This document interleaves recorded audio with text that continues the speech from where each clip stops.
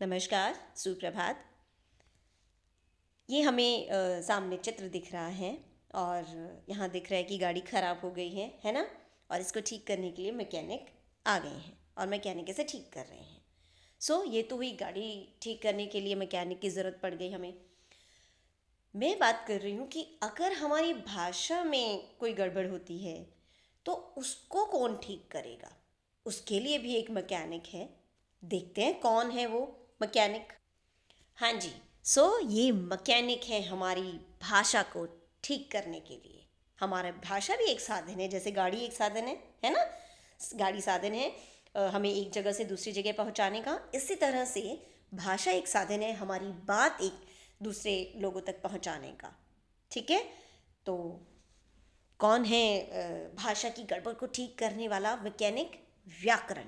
और हम बात कर रहे हैं हिंदी की, तो यहाँ पर हिंदी व्याकरण। तो हिंदी भाषा में कोई गड़बड़ होती है तो उसको कौन ठीक करता है? उसके लिए मैकेनिक है हिंदी व्याकरण।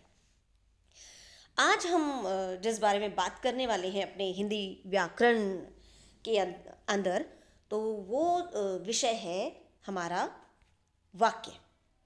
हम बात करेंगे वाक्य की, कि वाक्य क्या होता है, वाक्य कैसे बनता है, वाक्य के भेद कौन से हैं, वाक्य के अंग कौन कौन से हैं, इस बारे में हम बात करने वाले हैं। तो चलिए शुरू करते हैं। हाँ जी, सबसे पहले देखते हैं आखिर वाक्य बनता कैसे है। ठीक है?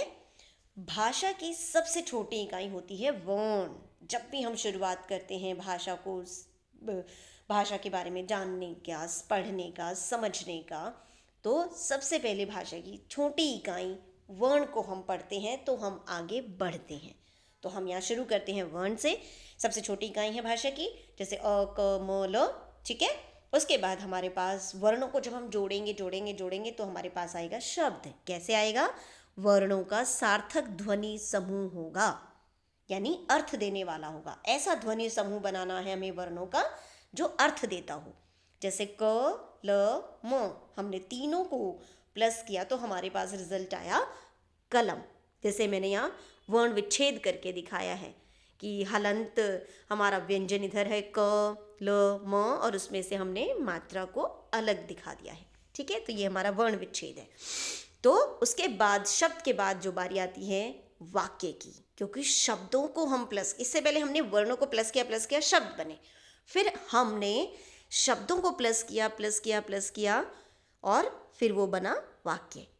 शब्दों का सार्थक ज़रूर होना चाहिए, अदरवाइज वाक्य का कोई समझ में ही नहीं आएगा तो कोई क्या फ़ायदा है, मतलब क्या उसका सेंस रह जाती है। तो शब्दों का सार्थक और व्यवस्थित समूह होता है वाक्य। यानी सार्थक भी होना चाहिए, व्यवस्थित भी होना चाहिए, मीनिंगफुल होना चाहिए एंड सिस्टमेटिक होना चाहिए, क्योंकि हर भाषा की अपनी एक व्यवस्था है।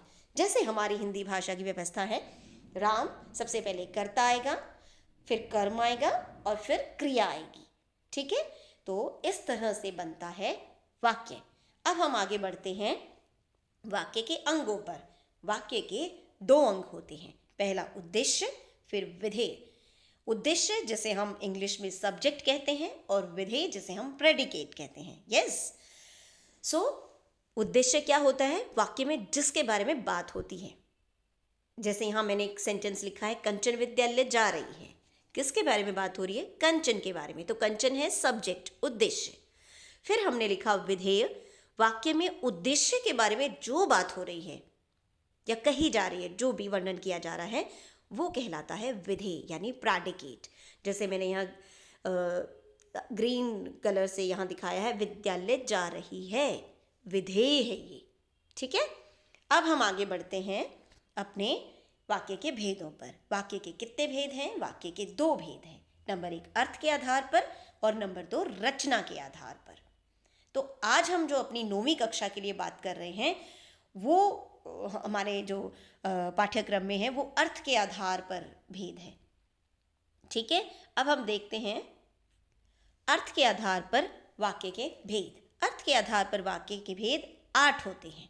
नंबर 1 विधानवाचक वाक्य, निषेधवाचक वाक्य, प्रश्नवाचक वाक्य, विस्मयादिवाचक वाक्य, आज्ञावाचक वाक्य, इच्छावाचक वाक्य, संकेतवाचक वाक्य और संदेहवाचक वाक्य। तो इस तरह से 8 भेद होते हैं अर्थ के आधार पर वाक्य के। आज हम यहीं पर समाप्त करते हैं और आशा करती हूँ आप सभी को ये हमारा छोटा सा जो विषय है वाक्य का वो समझ आया होगा। इसके बाद हम बात करेंगे अर्थ के आधार पर वाक्य के भेदों की परिभाषाओं की, उसके उदाहरणों की आगे हम बात करेंगे। धन्यवाद।